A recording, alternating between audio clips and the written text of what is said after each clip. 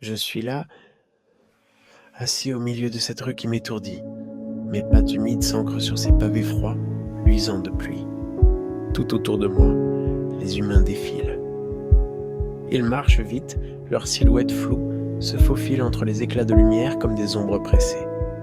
Je les regarde, je les observe, toujours, et je ne comprends pas. Pourquoi courent-ils sans jamais s'arrêter ?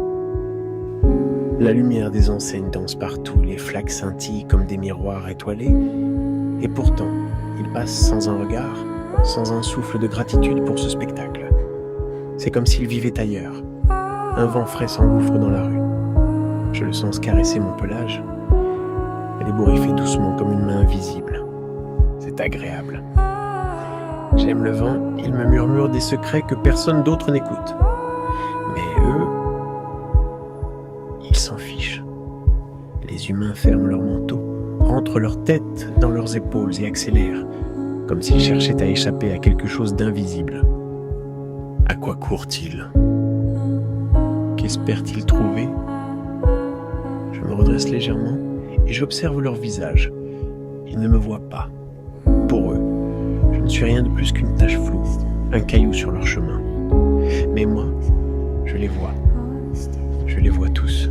Leur front plissé, leurs lèvres serrées, leurs yeux qui ne fixent jamais rien d'autre que le sol ou ces rectangles lumineux qu'ils tiennent entre les mains.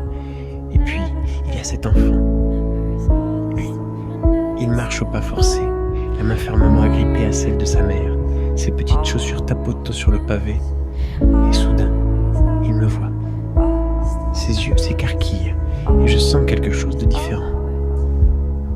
Dans ce court instant, je ne suis plus invisible.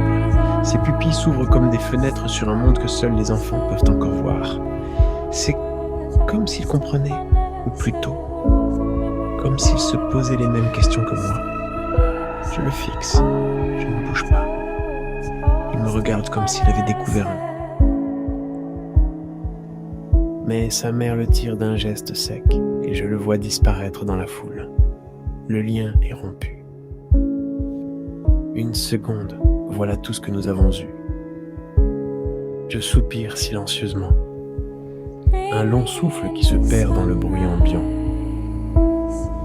Le vent s'intensifie et je plisse mes yeux pour m'en protéger.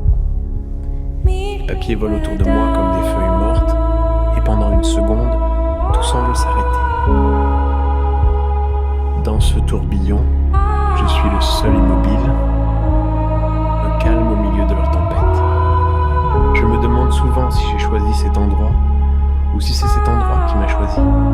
Je suis là pour observer, je crois. C'est tout ce que je fais depuis que je suis né.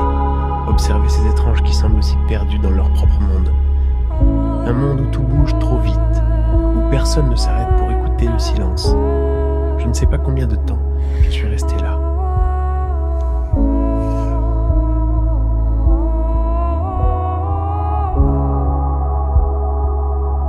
Lentement, je m'étire. Mes griffes effleurent les pavés mouillés. Le froid ne me dérange pas. J'aime la nuit, j'aime les reflets des lumières. J'aime ce monde que je ne comprends pas. D'un pas souple, je me fonds dans l'ombre des ruelles. Ils ne me verront plus. Mais moi, je les vois encore. Je les vois toujours. Et au fond, peut-être que c'est eux qui sont les vrais mystères de cette ville. Je suis un chat et je regarde. Car peut-être que quelqu'un, un jour, s'arrêtera pour regarder aussi.